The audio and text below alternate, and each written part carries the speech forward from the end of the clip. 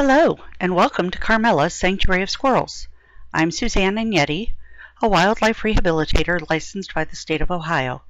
I specialize in squirrels of any type: gray, black, fox, flying, chipmunks, and even groundhogs, also known as woodchucks. My hope is to post a new video once a week for you. In these videos, I will go over everything I do with and for the squirrels during each week. This week, I am going to show you the intake process of injured squirrels, specifically the intake of the little guy on the screen. His name is Ian, and he was attacked by a dog. To hear his story and find out what happened to him, come along with me to the sanctuary.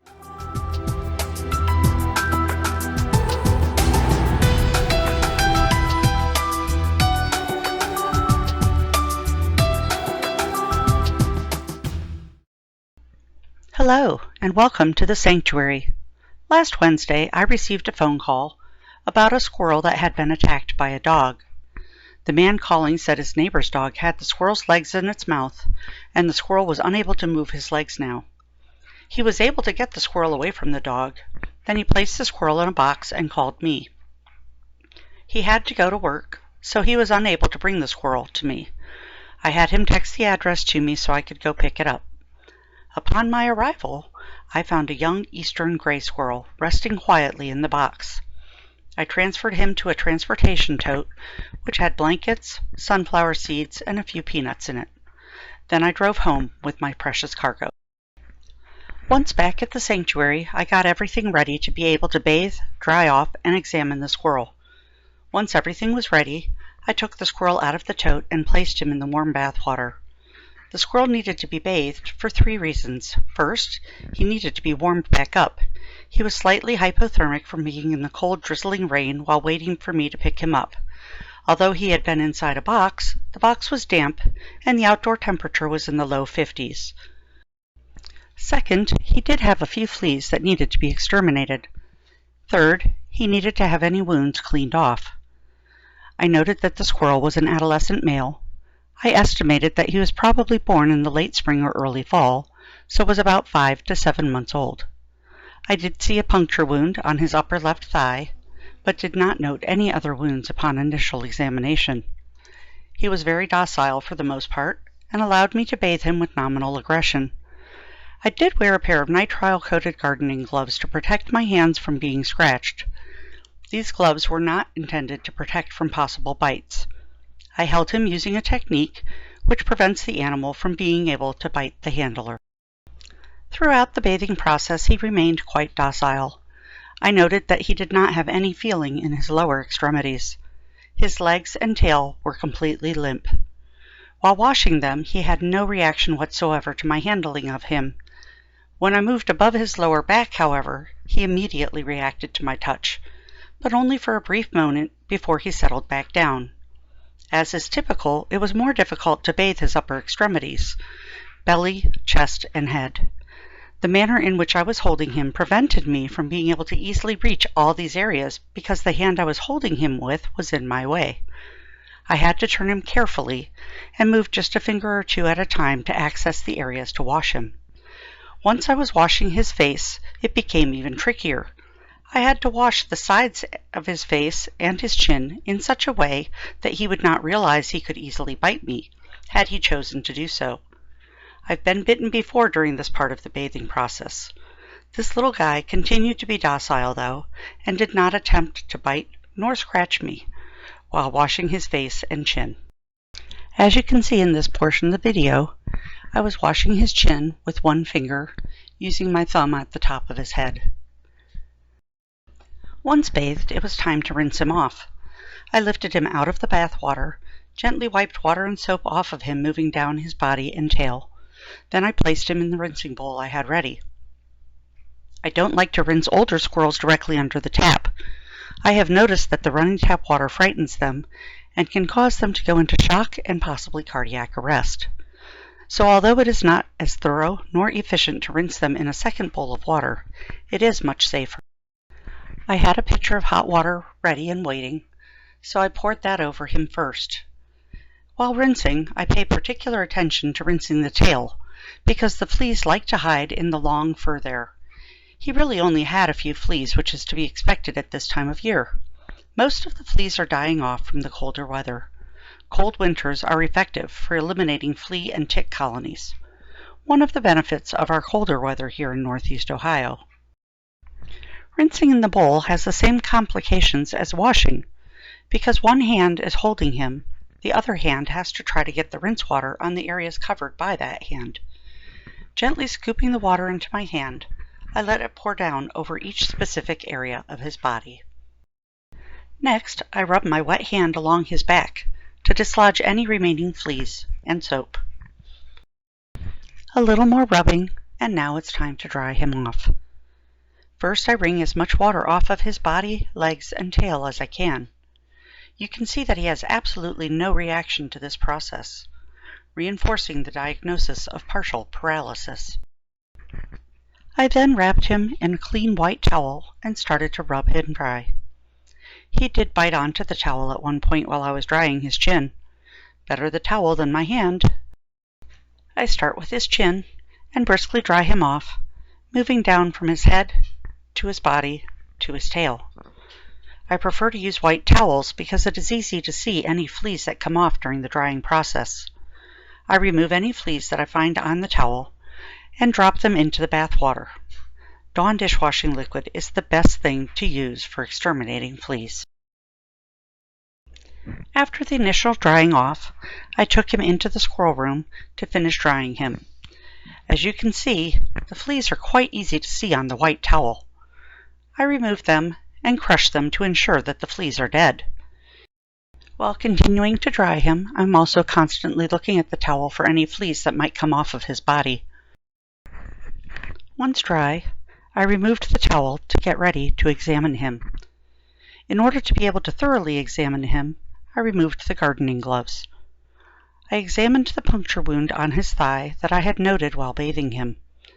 It was not very deep, but even shallow puncture wounds can be dangerous if they become infected from the bacteria that was in the predator's mouth. You can easily see the puncture wound in this shot, just above my finger, where there was that slightly darker area. It's not a very deep puncture wound, as I said, but it is enough that it could cause problems if not treated properly. I continued to examine him, looking for more puncture wounds, but did not find any. Next, I examined the bone structure and musculature of his legs. I could not feel any breaks, but I did find some swelling in the calf of his right leg. You'll notice that I keep feeling back and forth between his legs. This was so that I could compare the tissue condition in both to determine the extent of the swelling in the right one. Although I didn't detect any broken bones, it is possible that there was a hairline fracture to one of the bones in the area that was swollen. Fortunately, squirrels' bones heal very quickly, so even if it is broken, it will not take long to heal. Next, I checked his reflexes in response to pressure. I pressed on his feet to see if there was any reaction at all. There wasn't. I then checked his tail to see if he had any control over it. He didn't. Neither of these are good signs. He definitely did not have any feeling in his lower extremities, as I had noted while bathing him. This means that he is definitely paralyzed. What is unknown at this point, though, is whether it is permanent or temporary. Sometimes swelling on the spine can cause temporary paralysis. Usually, though, if that is the case,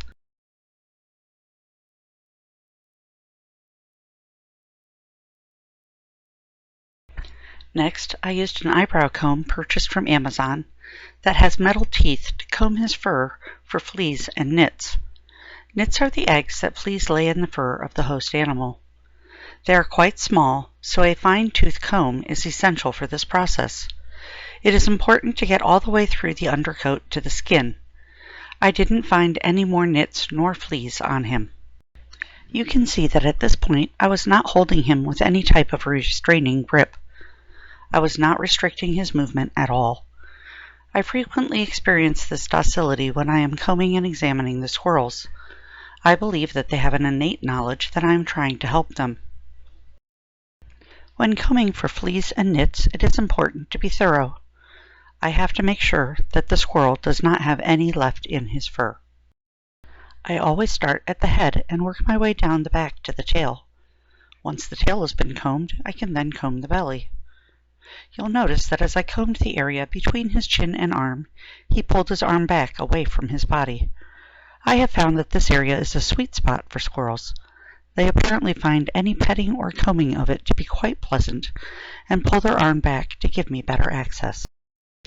As I continued to comb his head and chin, I gently turned him around to be able to get better access under his chin. At this point he could see me again, and did react when I started to comb under his chin. I just continued to talk soothingly to him, and he then allowed me to continue grooming him. I actually like to see those brief moments of aggression because it means that he does still have a strong will to survive. I finished combing him and partially wrapped him with a clean towel. I smoothed the fur between his shoulders to expose the skin. Then I applied a few drops of Revolution to further ensure the eradication of fleas.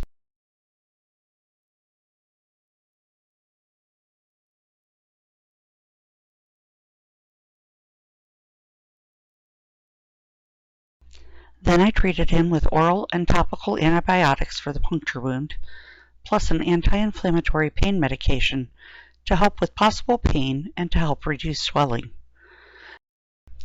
He was quite thirsty, so he consumed the medication without any hesitation or resistance. The medication was administered using an oral syringe with a metal tip on it. The metal tip is to prevent the squirrel from being able to bite off the tip of the syringe. At this point, I was finished with his intake procedure. The prognosis isn't very promising at this time. With being paralyzed in his lower extremities, he is unable to control his kidneys nor bladder. He also cannot feel when he has urinated or defecated. This can cause issues due to the acidity of the urine remaining on his skin. His intake process being done, I placed him in a hospital cage I had prepared for him. It is quite small because I want to limit his movement while he recovers. This will help to prevent any possible injuries that he may otherwise incur due to his paralysis. As it is, I do have to check on him regularly to make sure he does not have a foot or his tail between the bars of the cage. Now it is just a matter of continuing his medication and keeping a close eye on his wound and on the paralysis. He has been here for a few days now, and so far has shown no inclination towards cleaning his lower body. Hopefully he will start doing so soon. Please keep Ian in your thoughts and prayers as his recovery is not guaranteed. Thank you for watching. Please remember to like this video, click on the subscribe button and the notification bell so that you will be notified when I post new videos on the channel. I do read all comments and try to reply to them in a timely manner, so feel free to ask any questions you may have. I hope you all have a wonderful week. Bye-bye.